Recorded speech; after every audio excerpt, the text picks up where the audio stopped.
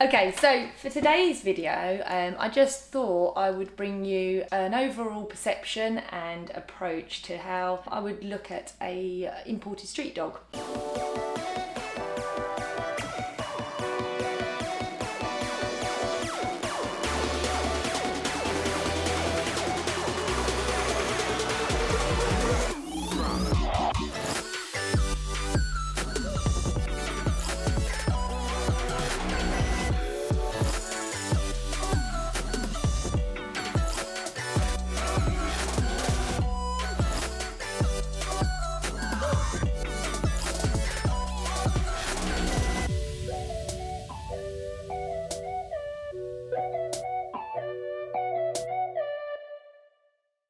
So little Max came to me through lockdown last year, and I've been working with the clients, Kate and Arlen, remotely. And then today we're going to go out and see them in person.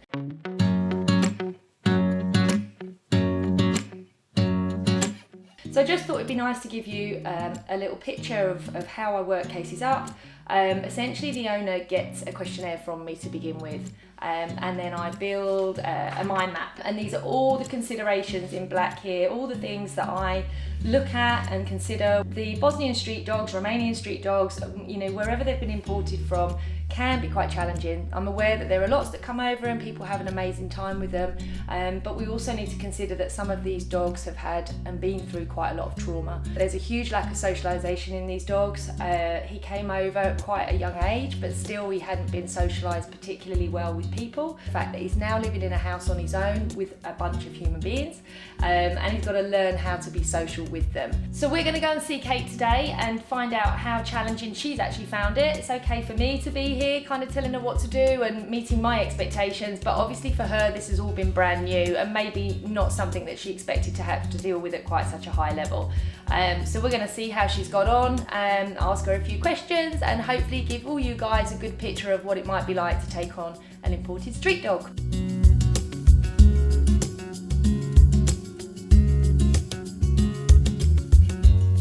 What would be up there with the top 3 main things you think people should be arming themselves with before deciding whether they want to take on a dog like this? Make sure you've got enough time and patience. I don't think it's for everybody, and I don't think you should beat yourself up either if you think, oh, that's not for me. Yeah. Number 2, get as much information from the people you're adopting from as possible. What's happened to this dog? Where's it come from? What's its background? Just everything you can get on the dog and its journey to you is important, and meet the animal before you adopt it as well. Number 3, if you do decide to take on the challenge, because it's a big it's a lot, it's life-changing for the whole family, I think ask for help. So look for the right person. I look for you because I can't do this on my own. So don't be afraid to ask for help. And do that right at the beginning, and don't wait. Don't wait till it gets out of control. But you need time and patience, lots of it. Certainly from my perspective, being in a privileged enough position to come in really early and support you, so we made really invaluable decisions over his kind of medical health as well. So do we get the vet involved early on? Do we? So we had timelines, didn't we? Where we worked to, like, let's see where we go for the next 2 weeks. These are my expectations, and we're going to build certain things in as he progresses. For me, I'm often in too late. So not too late always, but certainly at the point where we're trying to undo a lot of new early learning that's transpired when the dog has arrived in its new home. So coming in very, very much from the beginning, you'd had a lovely settling in period, so you'd got to know him. And then for you to reach out at that point then gave me a nice platform to say, right, okay, these are our considerations, but actually we can push you on here, here and here. Not enough that we're going to send him into a shutdown state, but enough that we're going to open up his world a little bit at each stage at a time. So, I mean, with that in mind, obviously you've got kids, Kate. He took a lot of your focus. So did that impact on your day and your relationships with your kids? Were you worried for the safety of your kids having him in the house? Yeah, I'm worried about kids always, but my kids are good, and they listen, and they have, you know, good manners, and they know what's what. Boundaries. And So they were fully prepped before the dog arrived. And obviously the dog comes and it's in a cage and he doesn't want to come out. Yeah. And he's in his safe zone. And I'm saying to them, you just got to leave him, guys. Yeah. You know, this is not a puppy that you're going to be able to hug and cuddle and play with straight away. Yeah. We've got to take this really slowly. So it was learning for them as well. Max has been incredible with the kids. I mean, so good with them and so patient with them as well. And they've learnt a long lesson. But yeah, it's always, I think, with any dog, especially with a rescue, you just have to be hands-on with the children and just keep an eye all the time. And they have to learn it's good for them. You know, they now know that they can't go up to any dog and just stroke them. Absolutely. They have to ask. Yeah. You know, it's things like that. But the problem we did have with Arlen, my other half, Max just seemed to take a disliking to him. It was almost like he smelt funny or something. Just like, and that's work in progress. Yeah. But we've worked on it and worked on it and worked on it, and we've come so far. I think going into it, you do have a sort of an idea of what a adopted dog would be, and obviously you hear the horror stories of where he was, what he went through, and it was definitely me that drove. Let's go and get him now, you know, rescue mission, let's go and get him. So I brought him home and he was definitely very shut down. Very quickly we were like, okay, this is not going to be easy. What we had here was a completely different psychology of dog. It was less about sit, fetch, more about how to even live in a house, because I don't think he lived in a house. So you kind of assume that just love is going to be enough to make him thaw out and be friendly, and we're 6 months in and he still has issues with people walking into rooms and stuff, but he's definitely getting better. I was saying to you earlier, I don't think if it was me training by myself and having to take on the course that you set and everything, I think if I'm really honest, I probably would have walked away from it. I don't think I could have handled it. But Kate obviously drove all of that and I've tagged along and helped in some way, but it was definitely a lot harder than I thought it would be. You don't require a license to own a dog. You also don't need to be vetted to get a rescue dog. But I think if you're going to enter into it, you need to really think carefully about the plan. You know, for Max, he came, I think he'd survived in -30 outside in kind of a mud pit. I think the people that were looking after him there were kind to them, but they'd survived this kind of harsh winter and everything else. And he comes here and you might think your house is nice and everything else, but to them, that house is a scary house. You're scary, your language is scary. 100%. It's not, oh, well, I've given you a nice house, that's it. That's a scary place for them. The mud pit is comfortable because it's what they know. Absolutely. So you have to adjust them into your way of nice. As much as you like your nice comfy home, he could quite prefer the mud pit. They've had some trauma. If you can try and put yourself in their shoes, that can help as well to understand where they might be. And the whole making life too easy for dogs can make life really scary. Dogs like to work for stuff. So if food needs to be predictable, absolutely. But if it's just left down all day and they're never really sure if there's a threat around that food, they're never really sure how to work for that food, or, you know, bearing in mind, food would have been a huge commodity that is all about survival. So, you know, making it easily accessible, but actually developing a relationship around food is a real big focus for my training. And appreciating that having some boundaries and having some limitations and being told where your comfort zone is can add security to the dog's life. So, you know, for people not to get too het up on the dogs have had a bad life and I want to love them, it takes you into the whole emotional relationship again. Actually setting some clear expectations for the dog can make them feel a lot more secure. So the way that I would describe it is the dog training element is about teaching the dog our commands. The dog behaviour element is about you working with him. And when you have a dog of this nature who's literally relied on his own instinct for all of the early months of his life, everybody should be working with instinct because all dogs have instinctive behaviours. But when it's ingrained, you know, he's all about how do I survive? That's his go-to. So building the trust with you guys comes by him understanding what's predictable for me. So when they can relax around things like, I know when I get my food delivered, I know when I'm going to play, I know that if I deliver this body language, those individuals are going to back off, and this body language needs to be what we've seen today, which is, I'm just not sure. Okay, he gave us a little grumble, But he didn't need to go any further than that. So the next time he's in that situation, he might not deliver the grumble because he knows the backing off behaviour works. So for you guys as owners, it's about moderating the scenarios you put him into, working out where his coping ability is, and channeling that into his day-to-day activities. What do you think's the one main thing, change, addition, that you've done that you kind of thought, you know what, I've got this now and know what I'm doing? Yeah, it's reading his body language. I've got him, I think I've got him down to a T. You know, you can never say 100%. I think without your help, I feel like it's reassurance, almost your help. Absolutely. So I need that backup, and I think if you've got a rescue dog, just get help straight away. The right sort of help, not somebody that trains your dog to sit and walk. And you need a behaviouralist that will help your dog and you. It's not necessarily your dog. It's to help you manage the situation. He's so rewarding. I mean, the love he gives us now and the way he plays and the fact that sometimes we can get him off lead and he comes back. It's amazing. It's never perfect. It's never perfect. It's always work in progress with him, and it's just the best thing ever. Now, we're 5 months down the line. Those first couple of months, 3 months, were really sketchy, I would say, in the sense that I just didn't know where he was going to go and what he was going to do, but we've worked and worked and worked at it. It's hugely evident. And I think, you know, for me, obviously we met in lockdown, so a lot of the stuff was remote and over Zoom. So I relied really heavily on you kind of feeding back to me the visuals on what's going on and sending me the videos. And for me, because not only can I jump on at each stage, which is, you know, the help that you've invested in, I can come in and say, Kate, stop, that's too much, or actually, that's amazing, but we need to add in this. And all the way along, it's just meant I've been able to make those changes, and timing-wise, completely and utterly on point to get you to where you are now in a safe way, without pushing him so far that we send him reeling back into a shutdown state. And the biggest thing really is recognising when the dog is quiet or aloof or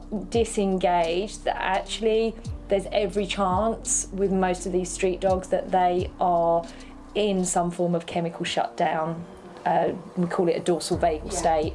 And actually being able to see the difference between that and just a dog who, you know, doesn't want to play ball, literally, is invaluable learning for most owners. People might be put off seeking help because it costs money, but actually for us we got good insurance, and the insurance covered it because the vet had seen him and she'd seen how scared he was because he had to go because he got tummy up problems when he arrived with us. So she'd, even though we were in lockdown, she'd seen how stressed he was, spoke to her and said, look, I'm looking at doing this and I can claim on my insurance, would you write me a referral? So people can do that. It's not, you know, when you take a dog on anyway, it's a financial cost. Absolutely. Whether it's a rescue or not, you're not getting a cheap dog just because it's a rescue. And I think you're right to mention that, because I think a lot of people, if you employ a fully qualified behaviourist that's got several years behind them, and you know, in my case I've got a degree, you're paying for their intellectual property and their experience and their commitment to you. I've put thought and time into how much time I feel I need to allocate to this client, and often it's way beyond any kind of financial figure, because I am never going to just check out. I am in a lovely position with most of my clients that I get to see these dogs go on holiday, and you know, he's done this today, Joe, and I get to be a part of their life going forward, which, you know, hopefully this will be the same with you and I. And hopefully people will, you know, see this video and it will give somebody some hope, that actually if they're at the start of their journey, or maybe they're halfway through and just didn't get support, you know, all is not lost. We can make a huge difference to these dogs, but there are lots of considerations, and actually being aware of how much compromising you'll need to do with your life, especially in these early few months. But you want to be able to walk safely, you want to be able to let your dog off and it doesn't cause an accident. You know, Max ran away twice when we first got him. He ran off from the park and he ran all the way home and landed on the doorstep. 3 miles. So he's got a tracker on now, he's got a tracker on, that's what that white thing is. You've got to make sure they're safe and other people are safe around you. You don't want a dog that's going to react and bite somebody, because that's sad for everybody. Absolutely. Or run away and they cause a car accident. I mean, all these things went through my mind, so I knew that I had to do something about it and make contact with somebody like yourself to sort it out. And I think what's testament to the work that you've put in is we've been working very much with Max in a kind of submissive, deferential or fearful state. We've had a few grumbles and, you know, some very low level aggression, but nothing that we would consider to be, you know, extremely worried about. And I think that's purely and simply down to the fact that you guys have been very aware of those early communicators and given him the opportunity to leave the room or go to his safe zone. So it's not necessary to be looking to always come in and correct those behaviours. Thinking about corrections is usually you're usually going to get an adverse result. So offering the dog a different behaviour before they feel overwhelmed is definitely what you guys have done really, really well. So you've avoided any kind of reactivity coming into play. It's been all about, I don't know what to do, I'm going to run away. And that's much easier actually to manage than actually a reactive state. So I mean, I think you guys are an example of how you really should be handling these dogs, in fact, in our normal domestic family life, which is why I wanted to do the video. This is a dog with a really high focus on caution and a really high focus on survival. They're very primal still. So, and bearing in mind, dogs are led by their noses. If he picks up the scent of bitch in season or a munkjack, you know, high prey, the messages going to his brain will be overwhelming. It would almost be like 3 or 4 people stood in front of him all trying to tell him something at the same time. So you kind of being 200 yards away, you're not going to figure. So, but everyone's up against that. That's no different whether you have a street dog or whether you have a cocker spaniel or, you know, or whatever. Any dog will be focused on that prey. It's probably one of the biggest things that owners struggle with generally. So the fact that you actually have any recall in him at all is insane. So lots of people will have these dogs with them all the time. Right. So sleeping in their bed. You know, not leaving them alone, and some of these dogs have huge separation anxiety issues. So I'm appreciative that they can't just be left. Do you think that was really difficult, just building a little bit of detachment, teaching him how to cope with solitary time, because you can't be with him all of the time? No, it was really difficult because he was really bonded with me. So having a safe space, his safe zones, he's got 3, and in the house, and he will go to those whenever he needs to, and giving me some space, it was too much for me. I was like, oh God, Kate, do you know what I mean? You're there again, all the time. All the time, just needing me, and you know, bless, it's really lovely. It's nice to be liked, but it was too much. And having those safe zones it's so important. It's important for him to go to them anyway, and I'm really lucky that now when I need to go out, and I just go. I'm lucky because he is really good when I am around and he wants to be in my face all the time. You know, I just send him away to his head. And that's it. That's important. That's an important transition period to send him away when you're in will then help him cope when you're out. Absolutely. And one of the really big things that is a consideration for me is sleep deprivation, because a dog who doesn't feel secure in their own environment, they can't sleep. And if they can't sleep, the same thing happens to them as it does to us. They're irritable, they're frustrated, they're intolerant. So, you know, a big focus for people having any dog in their home, not just the rescues, but creating that opportunity where the dog can switch off away from you, enables them to sleep soundly and also cope when you go out. I've worked with a Labrador who is a rescue from this country with very similar PTSD behaviour, was in a kennelled environment with no social exposure with people or other dogs or anything, some clear fear behaviours around stranger approach, very similar scenario. So although this is prevalent in our imported street dogs, it certainly isn't isolated too. So I think anyone with any kind of rescue really needs to be considering some of the things that we've discussed today. Absolutely. Is there a solution to this that we can stop it to getting to this stage, I think where we're at? I think I've got friends who work in these countries and other countries with these dogs, rehabilitating them in their own country, which is amazing. And actually, for most of these dogs, that would be preferable. But I also understand that working with dogs, being around dogs, loving dogs is a really emotive thing, and everybody, like you want to rescue and give dogs a better life. But the perception of what a better life is needs to be considered. And I think that's where we may be living our lives in the UK with our routines and our structure. It's all familiar to us. These dogs are coming in and it's alien, and it literally is like dropping them in a completely different world, speaking a completely different language, and they've got to try and learn this stuff with all this baggage, that they've not had great experiences with people, either because they've never met people or because they've been involved with people and it's not gone well. So solution is a big thing, because I think if there was a clear solution, there's enough people working with them that would have found that by now. Absolutely. But I think certainly what we can do is send the message out there that people aren't so shocked by what they invite into their home, and that there is the right sort of help. There's some great people out there. I've got colleagues in the industry who specialise in trauma cases. Absolutely. I've pulled on them, not just for your case with Max, but for other cases as well. So I think as behaviourists and trainers, what we can do is make sure we're armed with our knowledge and we surround ourselves with people that understand these dogs. Whether they should be coming over here is not a question for me to answer.